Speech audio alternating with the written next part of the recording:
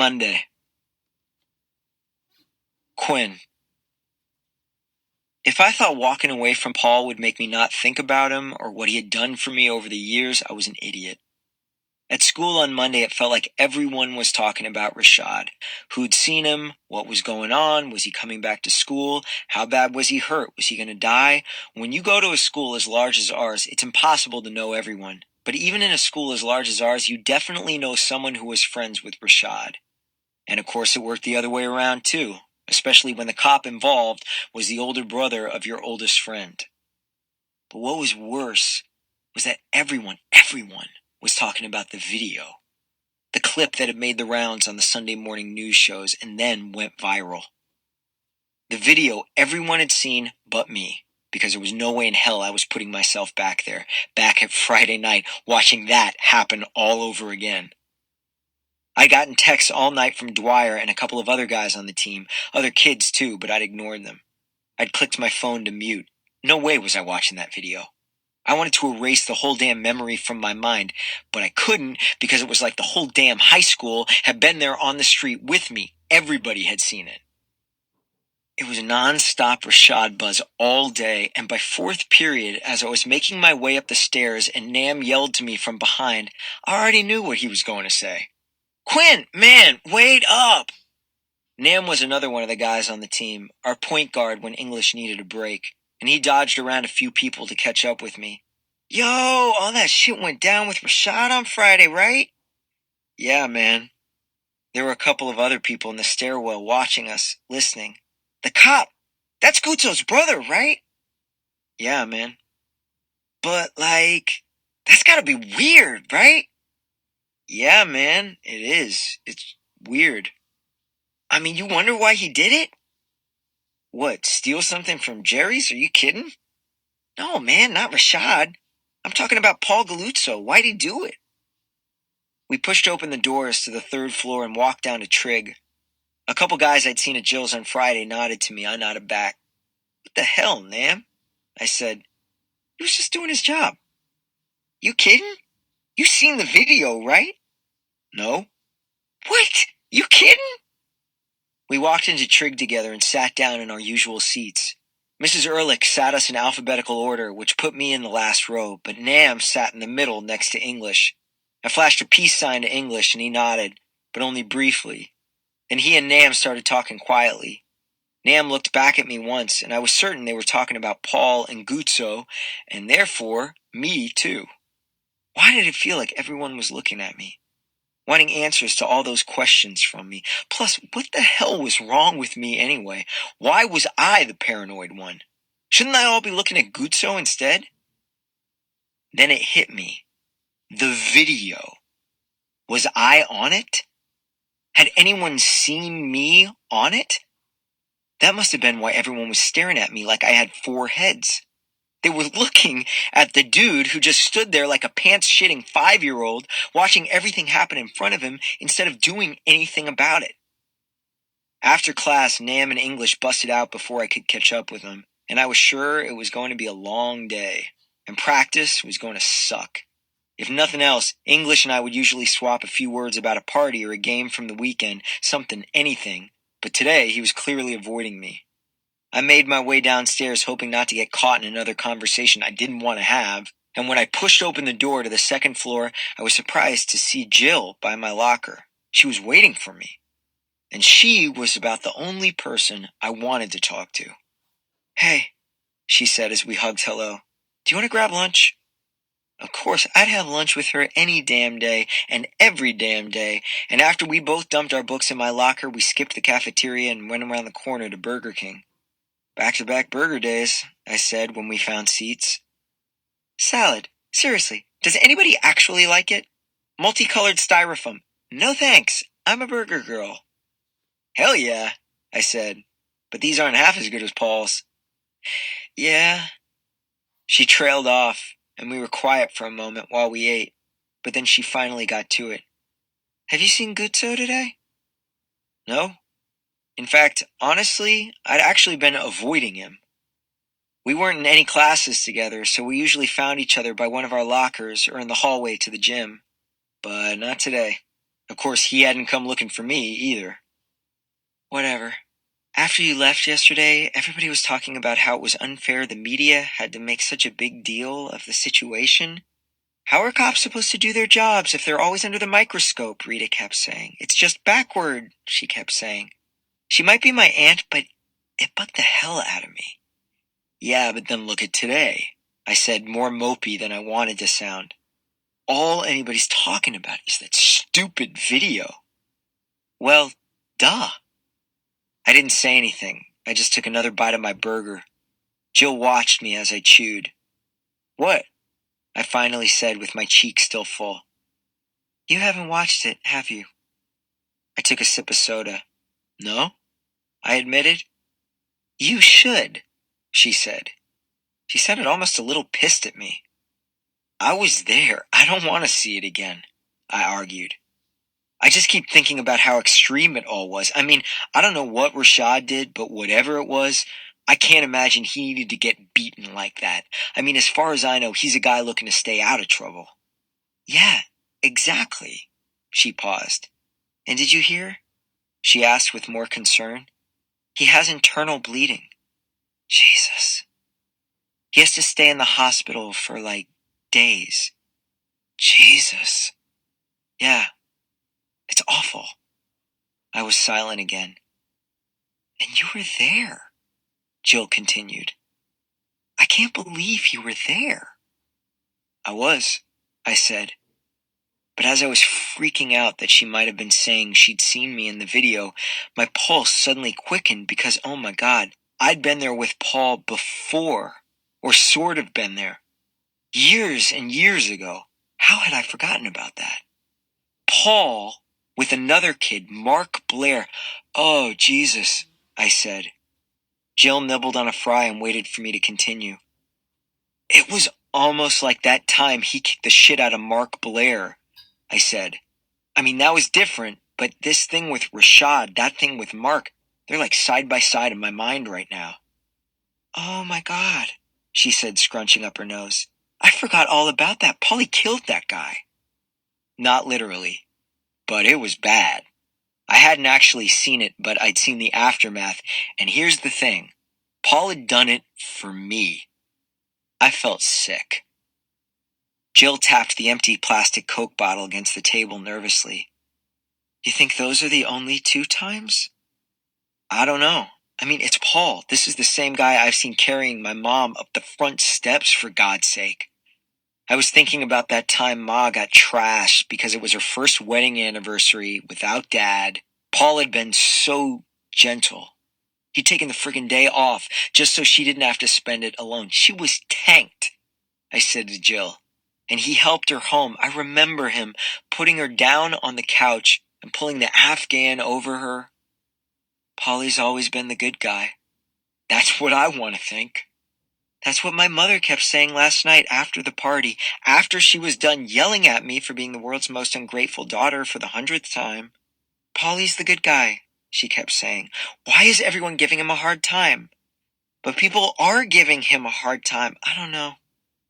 I was watching some of the news online. It's kind of hard not to wonder. I mean, I wasn't there, but you've seen the video, I said flat.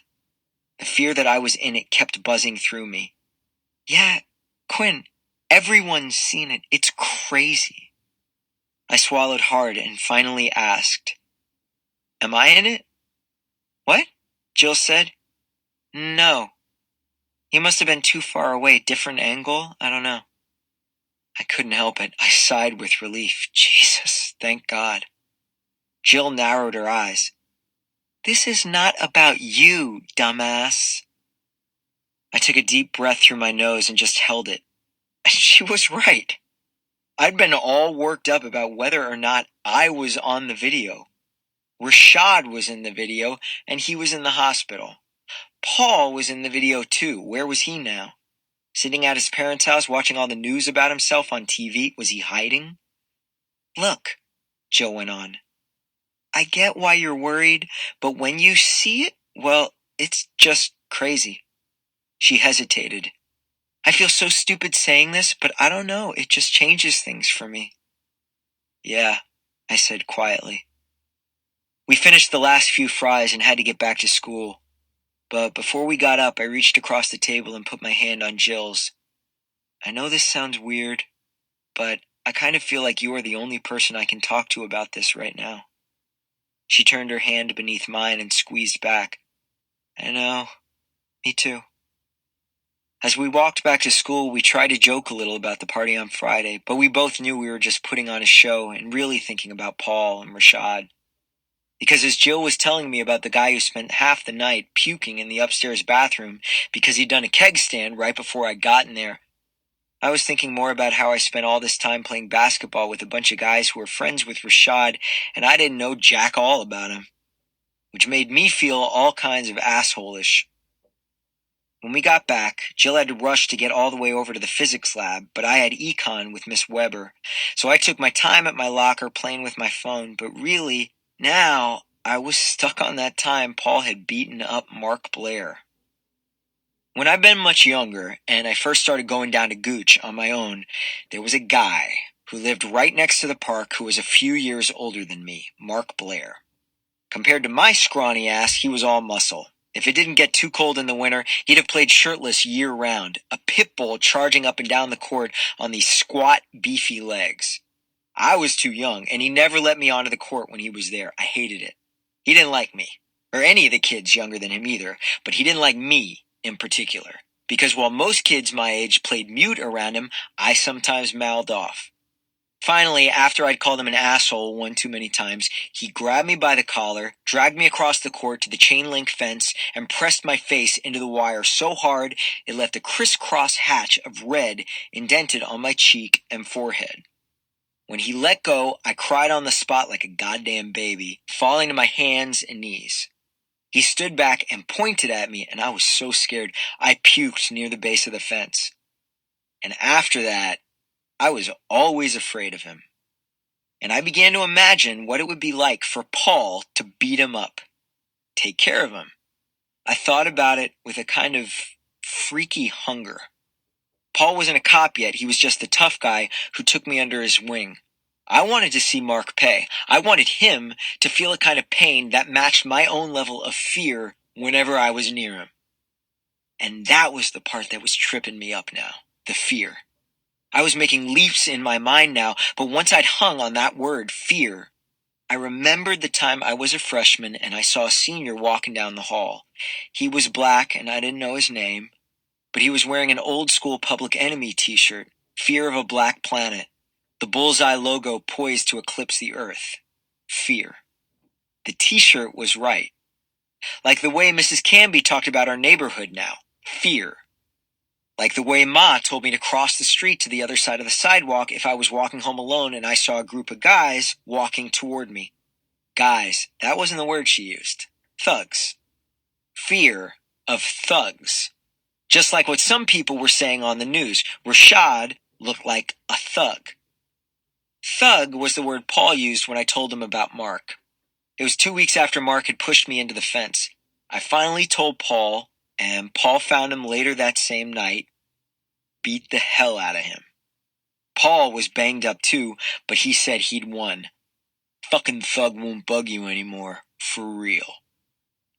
I never found out if Mark had needed to go to the hospital that night, but if Paul's bruises and split lip were the signs of the winner, I had to imagine that Mark was a whole lot worse. And now, 6 years later, I felt as sick as if it had happened yesterday. I was the one who could have put another kid in the hospital all those years ago just by asking someone to take care of him. It was no different than ordering a hit. Didn't that make me a thug? Christ's sake, I wanted to see someone else's blood, to see him bleed. And so, I was thinking about all that when I got to Miss Weber's class. After she got us settled, she explained that she had a change of plan for the day. We get back to our study of marginal utility another day. Today, we were just going to sit quietly and work on a practice section for the next test. Quietly. She emphasized that. Quietly. But as we got started, it was all too easy to see Miss Weber twitching, smiling like she was reminding herself to, and anybody could tell she was nervous and just wanted a silent and non-teaching day of class. Only about 5 minutes into it, though, Molly leaned over and asked EJ if he'd been to Jill's party. Before he even had time to answer, Miss Weber looked up from the pile of papers she was grading and pointed to EJ. "Every time, EJ," she said abruptly, so loud that she seemed to surprise even herself. "What?" he asked. "You." Miss Weber's eyes narrowed and she spoke calmly, maybe too calmly. "Every time I look up and see something going on, some distraction, there you are. Right at the center of it. Do you need to take your test out in the hall?" "Guilty until proven innocent, huh?" He hesitated, but not for long. Nobody likes to be spoken to like he's a damn child, least of all EJ, and he wasn't the kind of kid to stay quiet. He didn't miss a beat. Just like Rashad. I swear I could hear Miss Weber suck in her breath as she tried to figure out how to answer. It was awkward for all of us, especially because EJ was black, just like Rashad, and Miss Weber was white, just like Paul, like me, and like Molly, too. I think EJ was hoping someone else would pipe up, but none of us did. Not the white kids, nor any of the kids of color. We all just left him hanging out there until finally Miss Weber found something she wanted to say.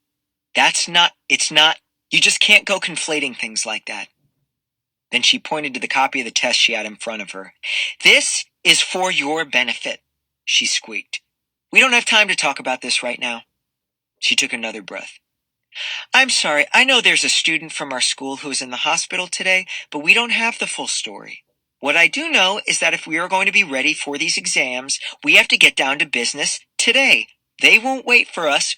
We have to be ready." "Rashad," Molly said. "What?" Miss Weber said. EJ looked at her, surprised. "Rashad," Molly said louder. "That's his name. Rashad's in the hospital." "I know that," Miss Weber said. "Yeah, well, that student in the hospital isn't here to take any practice tests today because he's, beaten to hell," EJ said. "Rashad," Molly said again. EJ smiled. "Rashad," he said louder. They both said the name again and looked around for others to join them, but the rest of us sat there in shock. "All right, both of you, outside now," Miss Weber yelled. She was flushed straight down to the base of her neck. She stood up and walked EJ and Molly to the hall, and as they left, they kept saying, "Rashad, Rashad," until I couldn't hear them anymore. And before Miss Weber came back in, someone in the back whispered, "Paul Galuzzo." The other damn name that was all over the news. I turned around to see who it was, but everyone had his or her head down. I was pretty sure it had been a guy, and I found myself looking at Rakeem and Malcolm and realized I was looking at the only two other black guys in class. I was pissed. I was pissed someone had said it because I was sure they said it so I would hear, and I was pissed I was taking it to heart, and I was pissed I'd just done the same goddamn thing and had assumed it had been Rakeem or Malcolm. But I was pissed that I was pissed because I was also pretty sure it had been one of them. And mostly, I was pissed because I just wanted everyone to shut up about it. Didn't talking about it just make it worse for all of us? Did everything have to be about Paul and Rashad? I was still pissed after school when I got to the locker room, changed, and headed out to the court. Guys were already shooting and warming up. I stretched and bounced up and down on the sidelines, keeping to myself. That wasn't new. I like to avoid the early shoot-around, the chaos of just throwing the ball up and having it bounce out because someone else's shot smacked it away. I like to find my rhythm on my own. I got loose with the ball and worked on my handling, sprinting up and down the sidelines with shadow fake-outs, keeping the legs loose as I popped a zigzag pattern back and forth, working the day out so I could just concentrate on basketball. Easier said than done, though. I couldn't get my head in the zone, and found myself keeping an eye on English and Shannon Pushcart, and I knew exactly why. They were tight with Rashad. I watched English spin circles around Toombs, moving so quickly he could have been on skates on ice. Shannon, Nam, Dwyer, and Guzzo, and most of the rest of the team chased loose balls that bounced off the rim like popcorn. Nobody else seemed pissed off, though. Was I the only one looking out at every goddamn interaction on the court through the filter of Rashad and Paul? I didn't think so. Coach gathered us at the bleachers, and the 15 of us stacked up side by side in the first 3 tiers, as if we were having our photo taken. He paced back and forth as he gave us a speech about how everybody was saying it was our year. The newspapers, people in the league, even TV Sports News was covering us. But who was he kidding? He was going crazy about it too. Now I know what you're thinking, boys. You're thinking about the scouts, Coach now said. Who is coming when? When's that guy from UNC coming, right? English? Or is it Georgetown? He bent toward him and grinned. English glanced up at Coach and nodded. But you gotta block out the bullshit, Coach said, choosing English again, this time pointing at him. Then he stood up and continued to pace. If all you think about are the scouts, all you think about is yourself, then we don't win. Then nobody wins. He paused. You listening? He barked. Yes, Coach, we grumbled back, but he just kept on talking, not waiting for our answer. Every day is the same day. We are one team, and we stop the other team from getting easy shots, and we work them hard as hell on the other end so they give us the easy shots. We do that as one team, and we do that every day. You hear me? Yes, we said. I said, you hear me? Yes! We all shouted now. You hear me? Yes! Bring it in. We jumped out of our seats and circled him, dropping our hands into the pile. Team on 3. 1, 2, 3, team! That's right, bring it back in here. We were all bouncing and swaying, loose bodies with blood on fire. We got our hands back in the pile. Media shit's gonna hound us every day. You let me handle that. You just ignore that shit. There's all kinds of pressure going on out there at school, in your lives back home. You leave it all at the door of this gym. In this gym, we're only Falcons. You hear me? Yes! Pack it in closer. We did as we were told. You tell me whose house this is. Our house. Who are we? Falcons. Who? Falcons. Who? Falcons! Team on 3. 1, 2, 3, team! That is what I wanted to believe too. I'd walked onto the court and seen the team like this. 7 black guys, 5 white guys, 2 Latino guys, and 1 Vietnamese guy. But now, after Coach's rally, after we got into 3 lines and began the weave together, passing and running, 5 balls whipping through the air between all this, dodging in and away from each other, 15 guys moving like the connected parts of one heavy-breathing animal. I thought that maybe leaving all the shit behind at the door wasn't such bad advice. And hell, it wasn't my problem really, right? Couldn't I leave it at the door wherever I went? Maybe we all should have tried to do that. It wasn't any of our problem. It was a problem of the law, and the law would work it out. Isn't that what it was for God's sake, to take care of us? And as I hustled to the sidelines and jumped into a full minute of foot fire, shouting the countdown from 60 with Coach, I kept wondering, wouldn't we have been better off thinking that way, all of us? What did we really gain by talking about this? Paul, Rashad, what happened? Digging it up and making everyone feel like shit. Maybe for this one practice, we were all thinking only about the team, one unit, one thing, no parts, one whole, no problems, just one goal for one team. None of us thinking about race or racism. All of us colorblind and committed like evangelicals to the word team, just like Coach wanted. Maybe. But I doubted it. That's what I wanted to think. But it wasn't what was in my mind or gut. Instead, I knew there was a problem.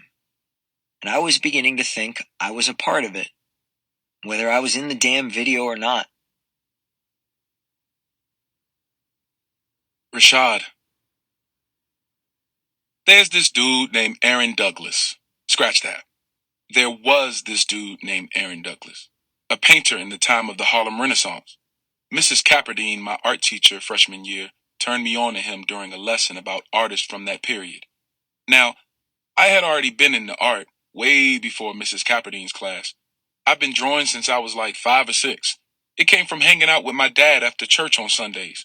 Well, Spoonie and Ma would be there too, but for some reason, when I think back on it, it always seemed like it was just me and Dad.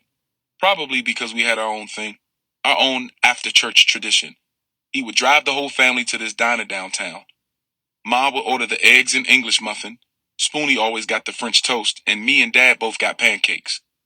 Then Spoonie and Ma would go back and forth trading corny jokes, which I was usually all about, except on Sundays. Sundays was when I butted out and let the two of them have their dry humor because me and Dad, we had pancakes, coffee, hot chocolate for me, and the newspaper. Dad, of course, would be really reading the newspaper. Politics, current events, sports, every single story. But he'd pull the comics section out and hand it to me. As I'm sure you can tell by now, my old man doesn't do funny all that well. But me, I loved the comics. All of them. But there was one in particular that struck me more than the others. And the funny thing is, I'm not really sure why. It definitely wasn't the funniest one. As a matter of fact, most times it wasn't funny at all. Not to me, at least. It was called The Family Circus. A brilliant name for a comic strip, even though the family in the comic wasn't much like a circus. They were pretty normal, and the strip wasn't really a strip. It was just one image, one scene. Not like the others, which were made up of a whole bunch of different boxes, each one telling more of the story. I know you know what I mean. Everybody knows what comic strips look like. But this one, The Family Circus, was just one picture in a circle. Not even in a box like normal comics. And it was all about this normal white family. 4 kids, 2 parents, and a grandma. And nothing ever seemed to be happening. Like, I remember this one where the oldest son, Billy, and his younger siblings are watching their grandmother talk on the phone. And it just said, "Grandma's phone is really old-fashioned." That's it. See? No punchline. Not funny. And if anything, it's actually pretty lame. But maybe that's why I liked them. Maybe I was fascinated by the fact that it seemed like white families, at least in comics, live simple, easy lives. That, and also the images, I loved them. Loved them. And every Sunday after church, I would tear the family circus out to save. By the time I got to Mrs. Capperdine's class, and by the time she taught the lesson about Aaron Douglas, I had collected like 1,000 family circus clips. I stored them all in a shoebox under my bed and would go through them sometimes just to pick one out to copy sketch. And after a while, I got better at drawing and started making my own family cartoons in the same style. I called them the Real Family Circus, and most of them featured a cartoon version of my father shouting at a cartoon version of my brother. But when I saw Mr. Douglas's work, well, the family circus kind of went out the window. Aaron Douglas was doing a different thing, on a whole other level. Let me describe what his work looks like. Imagine the Lion King, but all the lions are people, black people. So Simba and Mufasa are, let's say, a black king and a prince. Now, imagine that you're looking at them through the thickest fog ever. So thick that you can't make out any actual feature on their bodies, but you can still see their silhouettes. So it could be any king or any prince, but you can still tell they're black. That's Aaron Douglas's work. And the first time Mrs. Capperdine showed us a slide from his series, Aspects of Negro Life, I knew the kind of art I wanted to start making. And so I did. The only difference was that I framed mine in a circle, like the family circus. And that's why I needed Ma to make sure she brought me my sketch pad and pencils. I woke up early, and before doing anything else, before getting up and having a morning pee or brushing my teeth or spirometering, I turned the TV on, muted it, then grabbed my stuff and started sketching on a fresh page. I wasn't sure what I was drawing. That's not true. I knew exactly what I was drawing. The only thing I could. I was going to recreate the scene, what had happened to me, what was playing constantly on the news, on the page. First, the outline. A teenage boy, hands up, no, erase, hands down, no, hands behind his back. Outline of a figure behind him, bigger than he is, holding him around the neck, no, not that. Fist in the air, no, not that either. Hand pushing through the teenage boy's chest, a building behind him, a store, person in the doorway, cheering. After the rough outline, I started shading, which was the tricky part. See, in Aaron Douglas's work, there's always this haziness, this ghostliness to everything. But then there's also lots of light. as if light beams just break through certain parts of the paintings. I like that. But in order for me to get that look with pencils, I have to do a lot of shading. A lot of licking my finger and smearing the pencil lead to make a lighter gray on some parts of the paper. Then scratch the pencil over and over again on some other areas to make darker marks. Like I said, tricky. Clarissa came in the middle of me rubbing my wet thumb on the paper, adding a little light to a dark area. "Hey there," she said, bringing in breakfast. "How we doing?" "I'm cool," I said, smirking. Clarissa set the food down. Pancakes and fruit cocktail. She glanced at the pad, the black and gray smudges probably seeming like a crazy mess to her. Then she shot her eyes at the silent TV. "So you're an artist, huh?" she said, her focus now back on my work. "Yeah," I said. "I knew it." I looked at her curiously. "Oh yeah? How you know?" "I don't know. I could just tell." She could just tell? Yeah, right. What she really meant to say was, "I want to say something, but I don't know what to say." Instead, she followed with, "Mind if I look?" "It's just the beginning," I prefaced, handing her the sketch pad. Clarissa, who by the way couldn't have been much older than Spoonie, maybe early 20s, white, freckles, bright red hair, looked at the start of my new piece. "What you gonna call it?" "Don't know yet," I said, shrugging. Sheesh, even that hurt. "Well, it looks like it's gonna be good. I mean, not good because, this whole thing, She went bright red but soldiered on. "I just mean it looks like it's gonna be nice. Nice art," she finished, handing the pad back to me. "You've seen the news," I said, letting her off the hook. Clarissa glanced at the TV again, then back to me. She sighed. "Yeah, and I think it's bullshit." She put her hand to her mouth, probably realizing that maybe nurses shouldn't curse. Not that that was my rule. It just seemed like it was probably discussed somewhere in the training that you might want to refrain from using foul language around patients. I liked it, though, and even thought about responding with a "hell yeah, it's bullshit," but figured that would probably be a little too much. "I think it's just so..." Clarissa couldn't finish her statement. I nodded to let her know I understood and that I was having just as much trouble trying to figure it all out, too.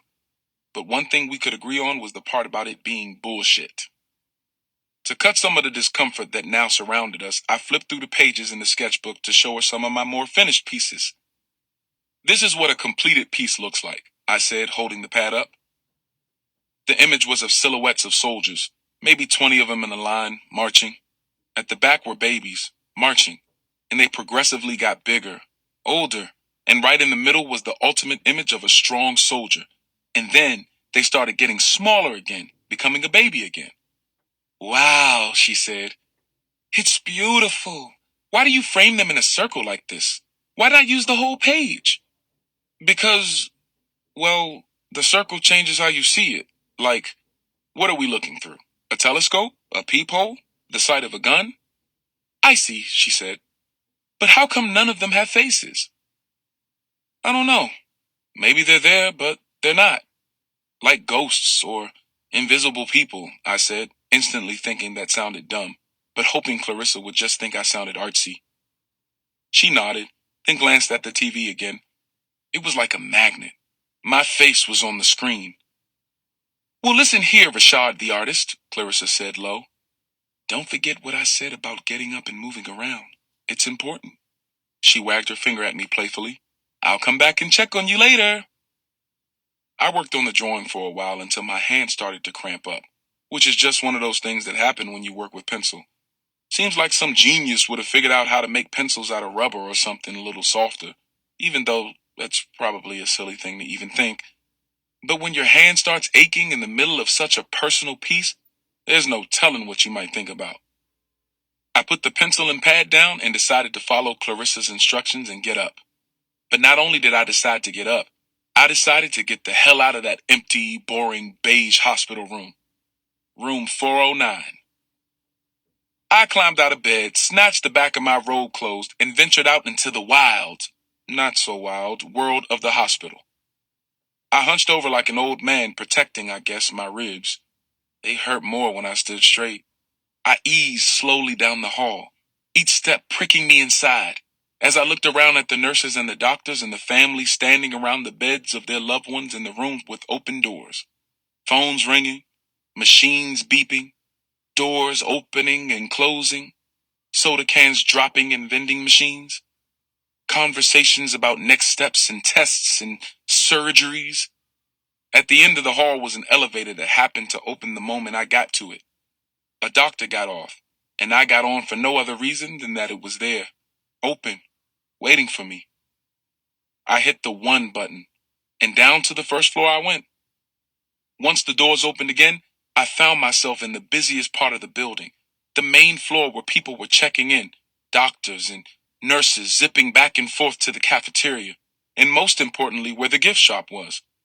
It was the only thing remotely interesting, so Destination Gift Shop was in full effect. It didn't take long for me to realize that hospital gift shops have terrible gifts. At least that one did. I mean, really bad gifts. Oh, so sorry you're in the hospital having your legs amputated. Know what'll make you feel better? A snow globe with a unicorn in it. Oh, so sorry to hear about your cancer, but I've got just the picker-upper, a refrigerator magnet of a lighthouse that says Springfield. Ain't no lighthouses in Springfield, but who cares? I poked around looking at all the snacks. They did have good snacks. Weird doodads and whatnots, trying not to make any moves that were too sudden. It was more of a step, step, step. Swivel head to the left, then to the right. Repeat. Nice and easy. The woman behind the counter didn't seem to be paying me any attention, and instead was flipping through the newspaper. She had to be in her 60s. I could tell, not because she looked old. She didn't. But because she had all those little moles all over her face that only old black ladies get. My grandma had them. "Can I help you?" she asked, catching me off guard. I threw my hands up and backed away from the assortment of plastic flowers. Just looking, I said, wound up. She zeroed in on me, smirked. "Relax, kid. I've been here long enough to know that no one steals from a hospital gift shop. And if someone did, well, hey, I can't blame them. We should be giving this stuff away." I put my hands down, embarrassed. "Sorry." "Never apologize when there's nothing to be sorry for." She put her eyes back on the newspaper, licked her thumb, then flipped the page. I just stood there like an ass until she spoke again. "But seriously, do you need anything?" I almost apologized again, but caught myself. Not sure why I was all sorry all of a sudden. "Nope." "So you just came to see me?" she asked sarcastically. And before I could say no, she demanded, "Say yes." I nodded with a big grin on my face and walked towards the counter. Yes, followed by the truth. Honestly, I just needed to get out of my room. "Yeah, I hear you." She closed the paper and extended her hand. "Well, I'm Shirley Fitzgerald." "Rashad." I squeezed her fingers lightly. Mrs. Fitzgerald and I talked a while, but I didn't tell her anything about why I was in the hospital. At least, not the truth. I told her I got banged up in a car accident. "Were you wearing your seatbelt?" she asked predictably. "Yep, thankfully." I felt bad lying to an old lady, but I had to. This was the most comfortable I had felt in a while. Turns out the best gift in the gift shop was the fact that it didn't have a TV. No news, no fuss. After we got through why I was in the hospital, I asked Mrs. Fitzgerald how long she'd been working there. "I don't even know. Maybe 3 or 4 years. Lost track. Wait, let me think. Frank died." She started running through the timeline in her head. "Yeah, 4 years. Mercy, has it been that long?" She put her hand to her neck and fiddled with the gold chain she was wearing. A ring dangled from it. "My babies are grown. My grandbabies too. And my husband has gone on to glory, so this is how I spend my time. I volunteer here a few days a week, and on my off days, I go and volunteer down at the firehouse." "What you do down there?" "I fight fires. What you think I do?" she snapped. "Oh," I said, stunned. I mean, she was old, like too old to be hosing down blazing houses, that's for sure. "That's cool." "That's a lie, baby," she said, grinning and flipping the newspaper back open, fanning through it until she got to the comics. The rest of my time with her was spent with me standing at the register and her reading funnies out loud, and either bursting with laughter or totally shit-talking about how lame some of them were. Eventually, my body, waist up, started broiling on the inside, and I knew it was time to make my way back to the 4th floor. "Come back and see me, Rashad. An old lady needs a little company every now and then," Mrs. Fitzgerald said. "I will." Around 4 o'clock, I had visitors, but it wasn't my family this time. It was my boys. "Housekeeping," a light voice came from behind the door after a tap. "Housekeeping." Then came the idiotic snicker of only one person, Carlos. "Don't come in," I yelled. "Oh, come on, Rashad. I know how much you love housekeeping," Carlos said, lowering his voice 10 notches below its normal tone. He pushed the door open in English. Shannon and Carlos filed in, backpacks and all. "Oh, man," Shannon said, instantly becoming serious when he saw me lying in the hospital bed, my face swollen, bruised, bandaged. "Dude," English came right behind him, shocked. "It's nothing," I said. "Nothing?" Now even Carlos was serious. "Come on, y'all. I've gotten it from my family already, so just chill. I'm fine," I insisted. Carlos leaned against the wall. English and Shannon took the chairs. Their eyes, caught between bad and worse, bounced from me to the TV. The Rashad Show on repeat. I tried to bait them back in. "Tell me about the party." Carlos was the first to bite, of course. "Yo, guess who almost got some?" Carlos asked, a clownish smile spreading across his face. "Who, English?" I replied. Carlos shot me a mean mug. "Really? Really, Shad?" He lowered the lids of his eyes until they were almost closed, then popped them open wide and balked. "Me, man! That dog bark thing totally worked. My game was on 1,000,000, man, I swear." "Who was it?" "Sweet, sweet Tiffany Watts." Carlos closed his eyes and puckered his lips as if he was remembering some passionate kiss. I glared at Carlos. "My Tiffany Watts?" "Yep, cartoon character looking Tiffany." Now he wrapped his arms around himself and swayed. "Asshole." My heart stopped. That cop didn't kill me, but the thought of Carlos getting with Tiffany might be the fatal blow. Shannon couldn't hold it in anymore and burst out laughing. Then Carlos flashed a toothy smile. "Psych, man, you know I wouldn't do you like that. I know her Daffy Duck-looking ass is the love of your life," Carlos teased. When dealing with a clown like Carlos, the key is to never let him see you flustered. Never let him think you take him seriously. It's the opposite, come to think of it, of how we were trained to deal with police. With your friends, you never put your hands up. I have to admit, though, Los Homos got me with that one. "By the way, she asked about you today," Shannon said. "Word? What'd she say?" I asked, eager. "Just that she and a bunch of other people were thinking about coming to visit you," Shannon explained. "No!" I waved my hand, as if I was waving off the thought of Tiffany coming. "No one can come. I don't want nobody to see me like this." "You sure?" Shannon asked. "Yeah, man, please. Tell everyone I'm fine, but no visitors." I caught eyes with each of them to make sure they knew I was serious. I didn't need anybody else standing in front of me, all teary-eyed, or sitting on the edge of the bed feeling awkward. I'd already had enough of that. When I caught Carlos's eye, he jumped right back into form. "Man, can I finish my story? Damn," he said, all indignant. Yeah, go ahead," I said, trying to rush him along. "So, the girl I got a little closer to was, drum roll please." "Come on, man," I huffed. "You want to know or not?" "I don't really care." "Just give me a drum roll, bro. Come on."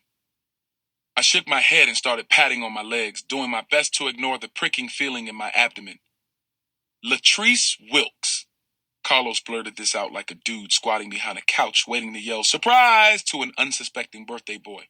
"Latrice Silky Wilkes." Now, Latrice Wilkes was no slouch. As a matter of fact, she was pretty much one of the coolest, prettiest girls in our class. And Silky really wasn't a nickname. That's just what we called her among each other, and I have no idea why. For real? I was honestly surprised. I mean, Latrice was way out of Carlos's league. Okay, well, then why was it an almost? Because then Latrice saw English, Shannon interjected with perfect timing. Whatever. It's because the cops came and messed my whole groove up, Carlos shot back. I laughed hard. Well, as hard as I could without feeling like my head was going to explode or my ribs were going to rip through my chest. Once I finally got it under control, I said, well, listen, if it makes you feel any better, the cops messed my groove up too. None of them laughed. Not one of them. You could almost feel the temperature of the room drop, like the way light dims whenever a cloud floats in front of the sun. I was that cloud. So I changed the subject. Anyway, what else is going on at school? Same old shit. You ain't missed much except for the fact that everybody's talking about you, Shannon explained. Yeah, you finally popular, Carlos mocked. I couldn't figure out if he was trying to bring the mood back to a lighter tone or if he was just trying to make up for getting crushed by Shannon. Or both. This might even land you an actual date with Tiffany. Please, I don't need no broken nose to get a girl. The mere mention of it made the bandage itchy. I scratched it super gently. Take what you can get, bro. It's an easy layup, Carlos replied. Too bad you didn't have all this layup knowledge when you were trying out for the team, huh? I owed him a good one for the I almost got with Tiffany joke. Redemption. Yeah, whatever. Me and Carlos went back and forth because it's what we do. But neither one of our hearts was in it. The jokes lacked punch. No zing, just flat. Like the family circus. Forget all that, man. When you getting out of here? Shannon asked. He stretched his legs, crossed them at the ankles. The doctor just left right before y'all got here. He said my nose and ribs are healing fine, but they're still watching me because I got some internal bleeding. He said it hasn't gotten any worse, thank God, and that after a few more days, I should be good to go. Sweet, Carlos said. Meant it. Cool, Shannon said. English didn't say nothing. He just stared at the TV like he was in a trance. English, you good? I asked. Yeah, he said, snapping out of it. I don't know, man. This is crazy. You know that's Guzzo's brother, right? Guzzo? Yeah, big giant goony kid on the team. His brother is the asshole who did this to you. Paul Galuzzo. That's why they call Guzzo Guzzo. It's short for Galuzzo, English explained. Wait, you telling me the ogre-looking dude on the team, that's his brother? I asked. That's exactly what I'm telling you. Has he said anything? Not that I know of. Coach Carney won't let us talk about it, English explained. Says we gotta focus on the team and our season, and that's it. And to leave all this stuff at the door. Said he'd bench anybody who brought it on the court. And you can't afford to be benched, dude. Especially since scouts are checking for you hard, I said. Yeah, but it's just nuts. Yo, what I want to know is what the hell happened, Shannon jumped in. Since Carney's made it clear that I ain't allowed to ask Guzzo, let me hear your side of the story. I mean, English told us what Barry said, but I want to hear it from you. That was my cue. I knew English had already heard most of it from his sister, but I still gave the fellas the play-by-play, hoping that somewhere in it, it would make sense. But it didn't. I grabbed a bag of chips, reached into my bag to grab my cell phone. A random lady tripped over me, and the next thing I know, I was getting pressed out by the officer. There really wasn't anything else to the story as far as I was concerned. The cop and the clerk thought I was stealing and wouldn't give me a chance to explain. Did you resist? Shannon asked. Why would I resist? Come on, man. You know I was shook. Ain't no way I was resisting, I said. And when he got me on the ground, that's when he really started going in. Like, every time he hit me, I would move. Who wouldn't? It hurt. And then he'd tell me to stop moving, but I couldn't help it. Shit, Carlos said, his eyes full wide. English was staring at the TV again, his face now becoming a fist, tight and angry. The room was stifling with the weird tension, this strange sadness, when finally Shannon spoke up. English. English didn't respond. English, Shannon snapped. What? He snapped back, and that's when I could tell this whole thing was getting to him. It was stirring him up inside in a way that I had never seen before. I mean, this was English Jones, the coolest dude on earth. English braced his hands on either arm of the chair, and for a second, I thought he was going to throw it. But then he drew a deep breath and simply said, "We got practice. We got to go." He looked from Shannon to me, his eyes slightly glassy. He stood up. Shannon stood with him. "Yo, what we gonna do about this?" Carlos asked, watching English and Shannon grab their bags. He ran his finger along his nose like he always did when he was thinking of something he probably shouldn't have been thinking of.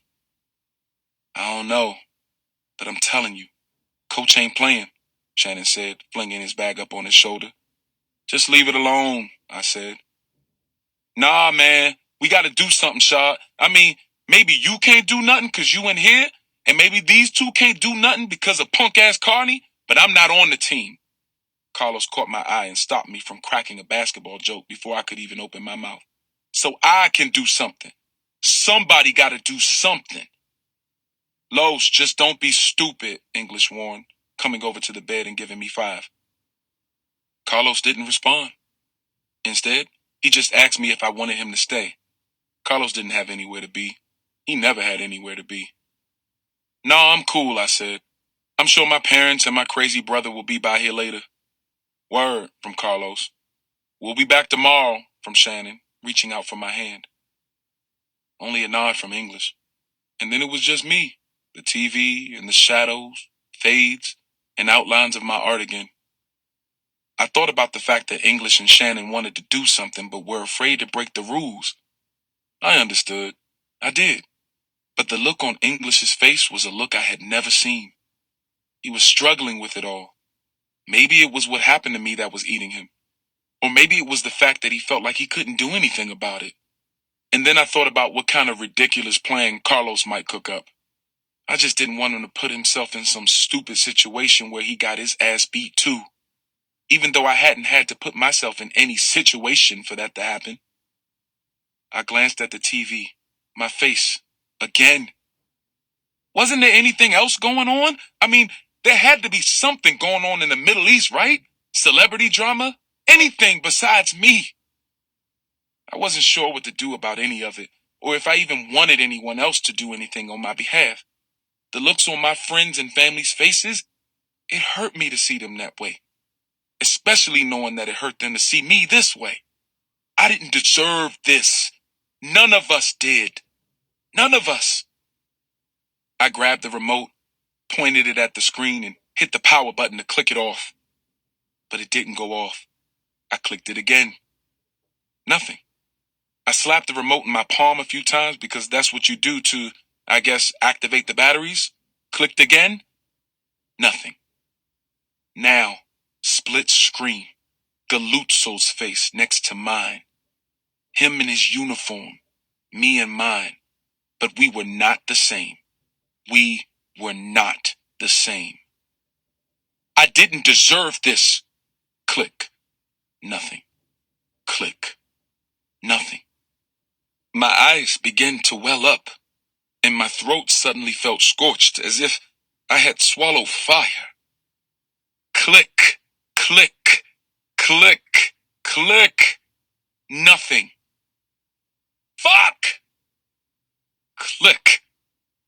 Please. Please turn off. Please. His face next to mine. I didn't do nothing.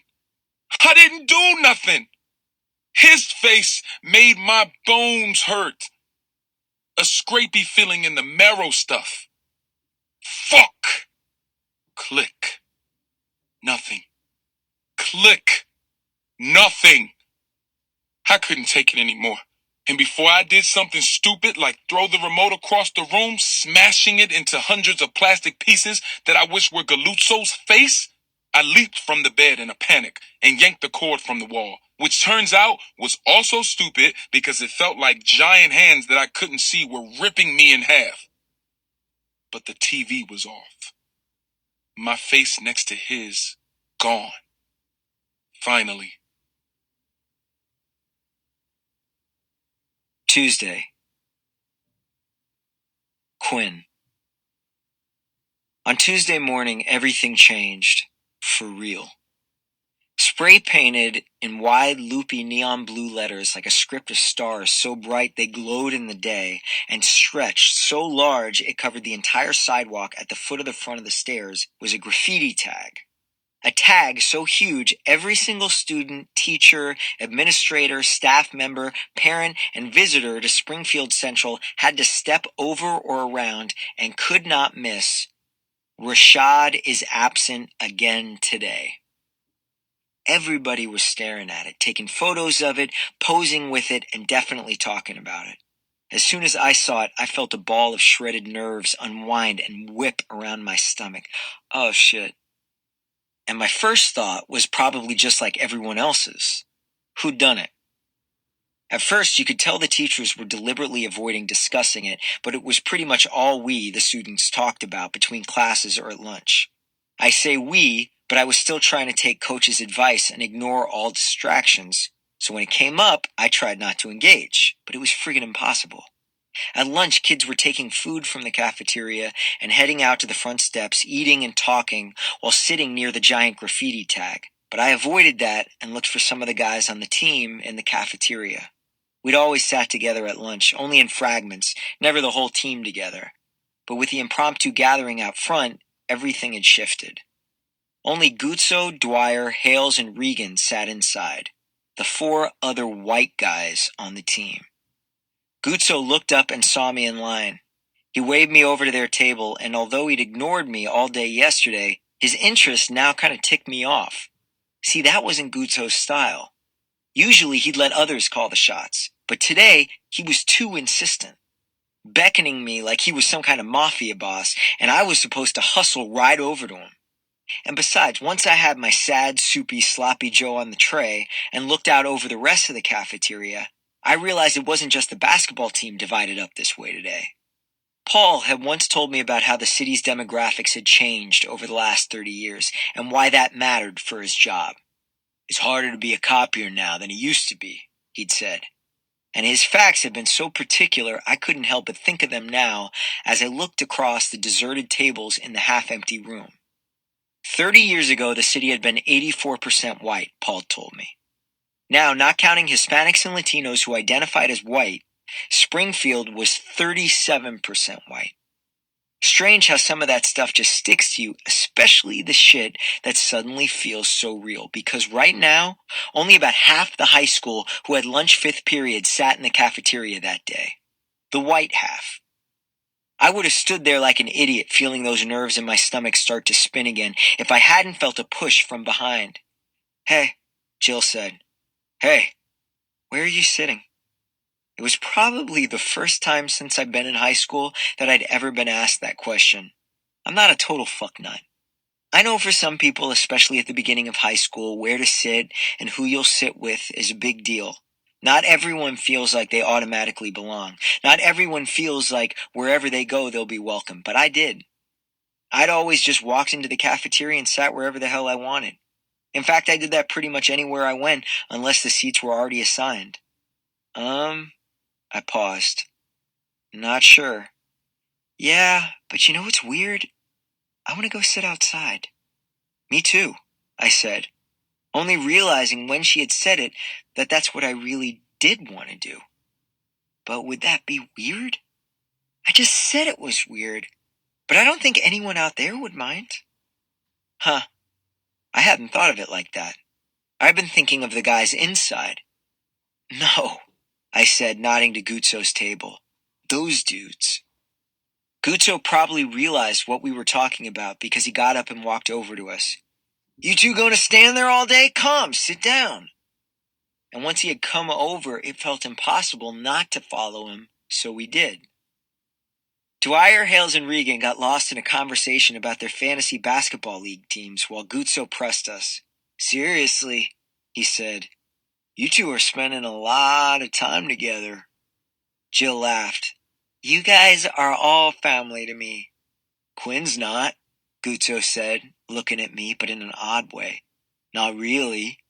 Or is he? I'm right here, man. No need to be all cold about it. I'm not the one who ran away from the barbecue. Jesus, Seriously? You're crying about that? He opened his mouth to say something more, but Jill interrupted him. Guys, you've been at it since Friday. I've seen it. This shut us both up. I bit into my hash brown, but it was so greasy I just ended up shoving the whole thing in my mouth. While I chewed, Guzzo gave me that look again. Quinn's the one acting weird. Come on, Jill said. It's not only him. You are too, but why not? I would be too, if I had been there and seen Paul wailing on Rashad. What the fuck? Guzzo threw his plastic fork down on his tray. Shut up about that. Hales glanced over skeptically, and Guzzo leaned in close to us. Did you tell anyone else? He asked her. That you were there? She said. No? Is it a secret? Of course, Guzzo said, his hand clenched into a fist. You told her, he said to me. Are you fucking demented? Nobody should know about this, not even my brother. What?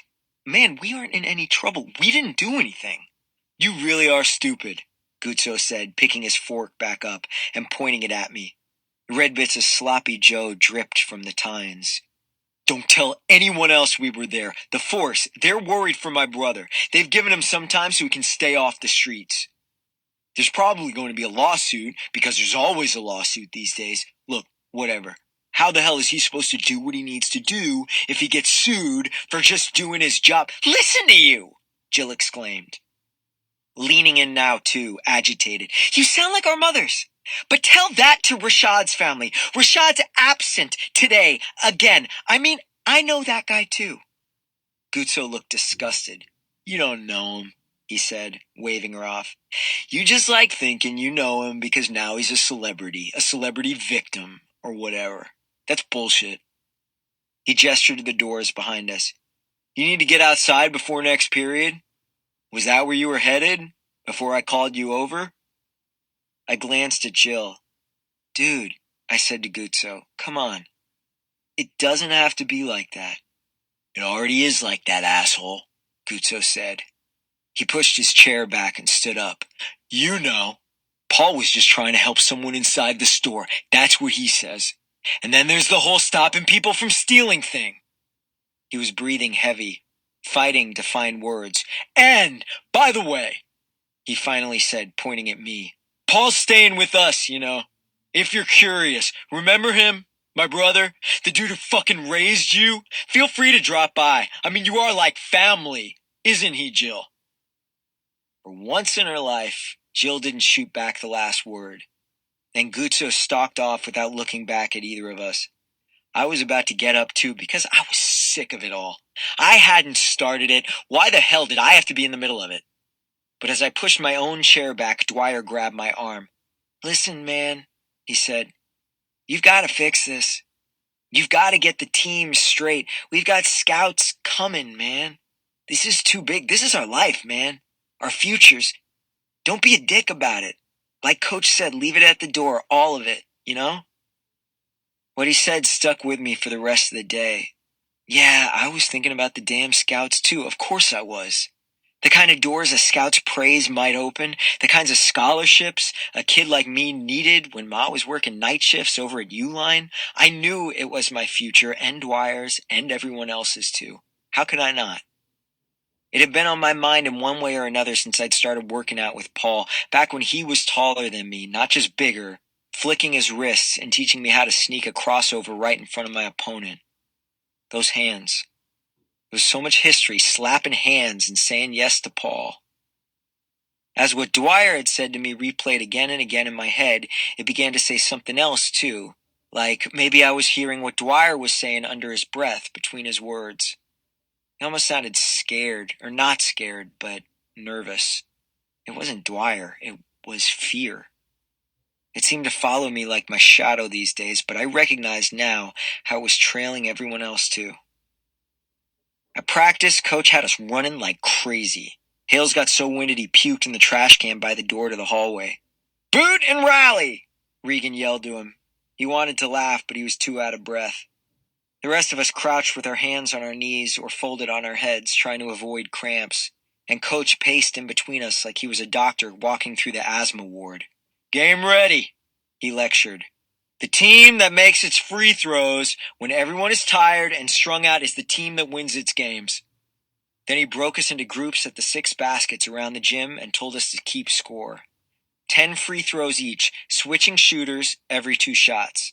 The score mattered. He didn't say it, but this was part of the evaluation to see who would be a starter. Who could get points on the board at the beginning of the game and at the end of the game when his legs were jelly and his lungs afire collapsing. A scout might be the key to your future, but you had to be on the court in a pressure situation, sticking it to the other team in order for the scout to even see you. Then you had to make the shot. I missed my first shot, but it was the only one I missed. There were plenty of 7 out of 10s, some lower. Only English scored a perfect 10. We spent another hour practicing some plays, putting them into action in little scrimmages, and then Coach sent us to the weight room in pairs.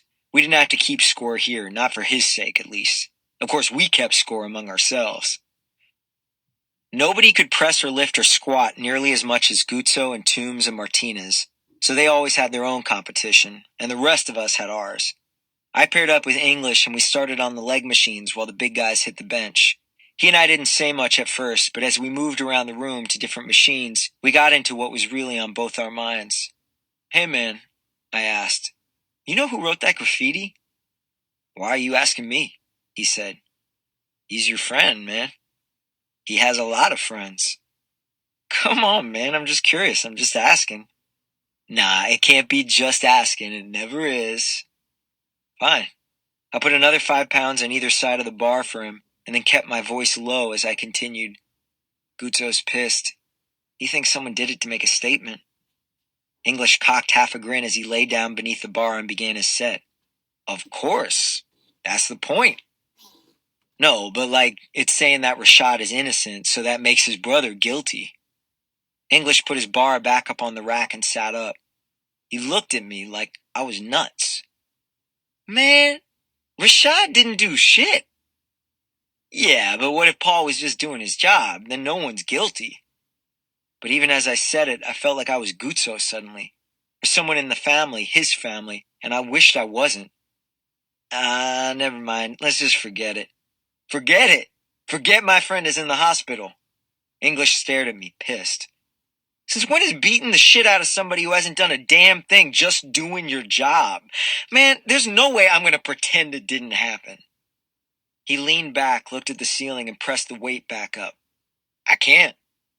He brought the weight down and then up again. "I won't." He lifted the bar again quickly, but on the 8th rep he struggled. "Look," I said, reaching out, ready to help him with the next rep. "I just wish this wasn't happening. I mean, for everyone's sake."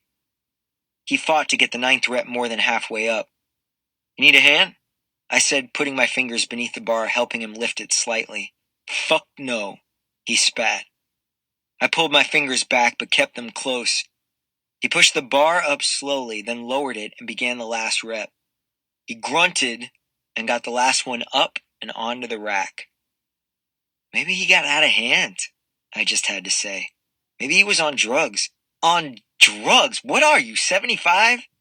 Since when have you ever gotten off your ass, let alone thrown a punch when you were stoned, man? Meth? Only white people do that shit. Fuck you, man. No, fuck you, Quinn. He stood and pointed at me. Why does it automatically gotta be Rashad's fault? Why do people think he was on drugs? That dude doesn't do drugs. He's ROTC, man. His dad would kick his ass. You do drugs, asshole. Just a puff here and there, man. Come on, I don't do drugs. I've seen you smoking a blunt. Metcalf sold you that shit. Metcalf, a white dude, by the way. Man, that shit could have been laced with crack or fucking Drano. You don't know what you're talking about. Look, man, I'm not trying to say anything bad about Rashad. I'm just saying that spray painting Rashad is absent again today on the concrete in front of the school is extreme. He's not dead. But he could be. You have no idea. You have no idea, Quinn. The point is, he could be. Then what? Is that what it would take to look at this thing differently? You need him to be dead? Shame on you, man. I had no idea you were such a dick. You want to forget all this? Maybe you can, but I won't. He stood and caught his breath. What do you know anyway? White boy like you can just walk away whenever you want. Everyone just sees you as Mr. All-American boy, and you can just keep on walking, thinking about other things. Just keep on living like this shit don't even exist. He waved his hand in my face and blew a breath out the side of his mouth. Man, I'm done with you. Then he sauntered off slowly, making sure I knew he was dismissing me, leaving me looking like the idiot I was. When Coach called us back out to the court, I was now not just physically wiped, but mentally wiped too. I was getting a drink of water at the fountain, and Guzzo came up behind me. He jabbed me in the back, and I coughed up the water. He laughed. Thanks, he said, grinning. I mean it. I heard all that with English. Thanks for having Paul's back. An unexpected wave of anger surged through me. That hadn't been my intention at all. I'd seen what Paul had done. I didn't think it was right. But I hadn't thought the spray paint was right either. Maybe somebody should spray paint something else tomorrow, Guzzo said. What do you think it should say? Don't, I said. What? Don't be an asshole. Guzzo slapped the wall with his open palm. I don't fucking get you, man. 1 minute you're in there defending my brother, and the next you're basically telling me to fuck off. You're demented. He stomped off to join the huddle at half court.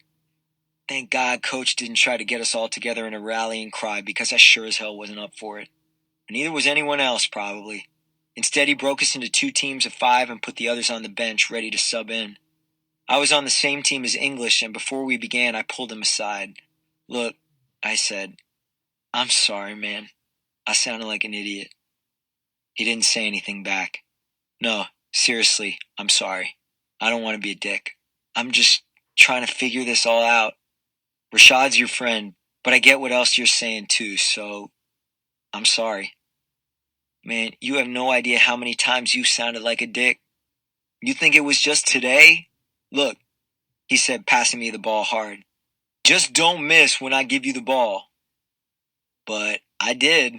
When we got into the scrimmage, I popped free and missed the first open shot. I got another chance on a fast break, and I could have passed, but I forced a difficult shot because I'd missed the last one. I missed that one too. Coach called me over. Where's your head? Up my ass, I blurted. What? He grabbed my arm. What did you say? My head, I said. It's up my ass.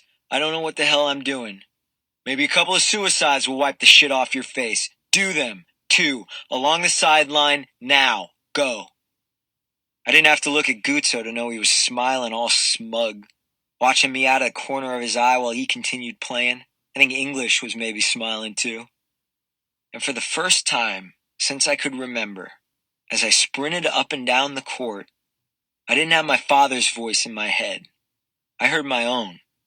I wasn't telling myself to push or to go faster. Instead, I thought about the guy who just said all those things to English. The guy who hadn't meant to sound hurtful.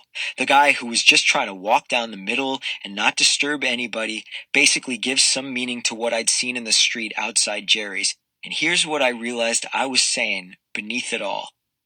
I didn't want my life to change from the way it was before I'd seen that. When I finished the suicides, I had to hold my hand against the wall to catch my breath. English was freaking right. The problem was that my life didn't have to change. If I wanted to, I could just keep my head down and focus on the team like Coach wanted, and that could be that. Isn't that what I wanted? Then why did it feel so shitty? I had to squat down and touch the floor, feeling suddenly nauseous at the idea that I could just walk away from everything that was happening to Rashad, everything that was happening to Paul, everything that was happening to everyone at school, everything that was happening to me, too. I could just walk away from it all like a ghost.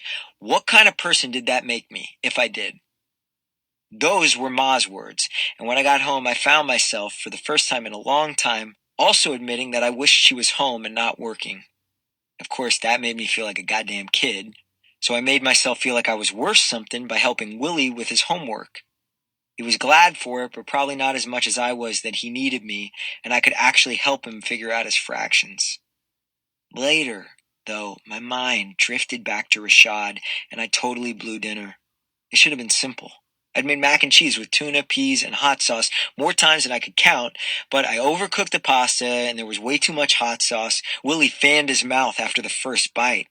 "Ha!" he said. "Are you trying to kill me?" I improvised by shredding some extra cheddar cheese into our bowls, and guiltily, I felt glad that he had his headphones on, though Ma would have killed him for that stunt at the dinner table, because my thoughts would not let up. Now I was thinking about how, if I wanted to, I could walk away and not think about Rashad in a way that English or Shannon or Toombs or any of the guys at school who are not white could not. Even if they didn't know Rashad, even if for some reason they hated Rashad, they couldn't just ignore what happened to him. They couldn't walk away. They were probably afraid too. Afraid of people like Paul. Afraid of cops in general. Hell, they were probably afraid of people like me. I didn't blame them. I'd be afraid too, even if I was a freaking house like Toombs. But I didn't have to be, because my shield was that I was white. It didn't matter that I knew Paul. I could be all the way across the country in California and I'd still be white. Cops and everyone else would still see me as just a regular kid, an all-American boy. Regular, all-American, white. Fuck. But then, after dinner, as I was helping Willie with the last of his math homework, I realized something worse. It wasn't only that I could walk away. I already had walked away. Well, I was sick of it. I was sick of being a dick. Not watching the damn video was walking away too, and I needed to watch it. I borrowed Willie's headphones, plugged them into my phone, loaded up YouTube, and I watched it right there at the kitchen table. It was the shaky video taken from across the street at Jerry's, and I was immediately back at Friday night, watching it happen all over again. There were 2 other videos, too.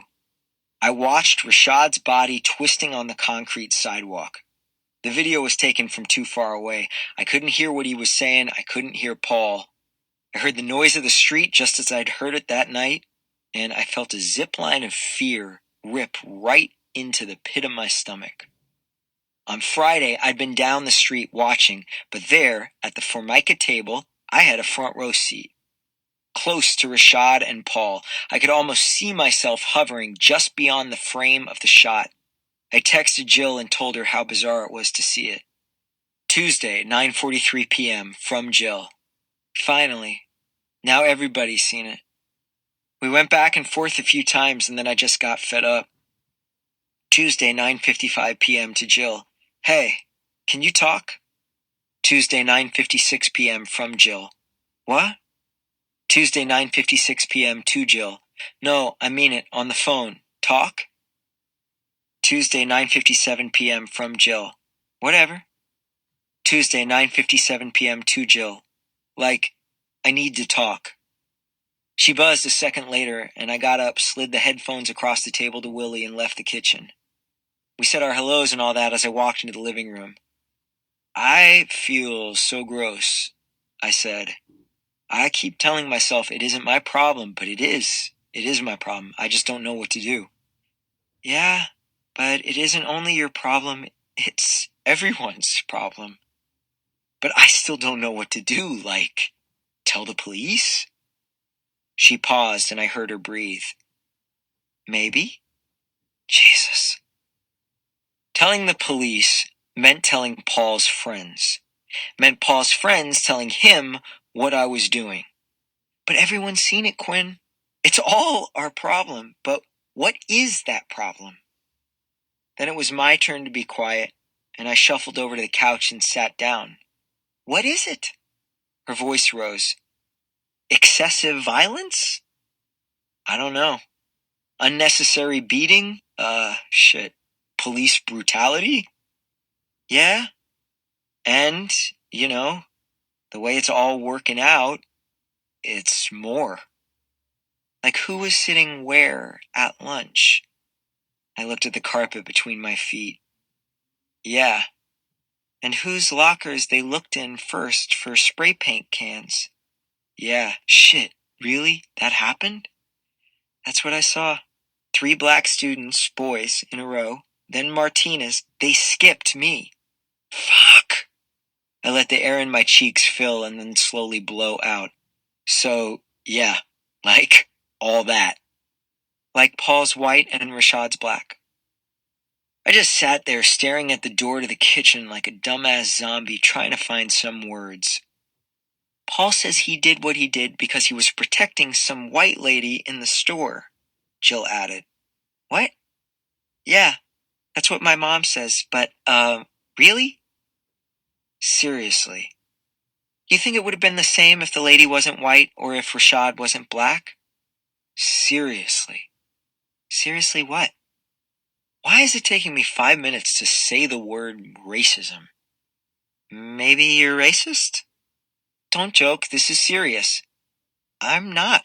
I'm not racist. She hesitated, and I sat there stinking in my own sweat, needing her to say something. Eventually she did. Not like KKK racist, she said. I don't think most people think they're racist. But every time something like this happens, you could, like you said, say not my problem. You could say it's a one-time thing. Every time it happened. I wanted to say something, but it was like my head just pounded and every word that came to mind just shook and fell back into my throat. I think it's all racism, Jill said for me. And if I don't do something, I finally mustered, if I just stay silent, it's just like saying it's not my problem. Mr. Fisher spent our whole history class talking about it. If anybody wanted to talk about it more after school, he would. Me and Tiffany talked about it all day, so we went. There were a bunch of us there, and Fisher's helping us figure out what to do. I wish I could have gone, but I had basketball. But I have to do something. Let's see what other people are doing tomorrow. We said our goodbyes, and I sat there on the couch, staring into the kitchen, looking at Willie. His head bent down so close to the paper he was scribbling his answers on, the red headphones like beacons on either side of his head. It was like he was buried deep within his own little world. I felt like I'd been doing the same damn thing the last couple days. Trying to stare so hard at my own 2 feet so I wouldn't have to look up and see what was really going on. And while I'd been doing that, I'd been walking in the wrong direction. I didn't want to walk away anymore.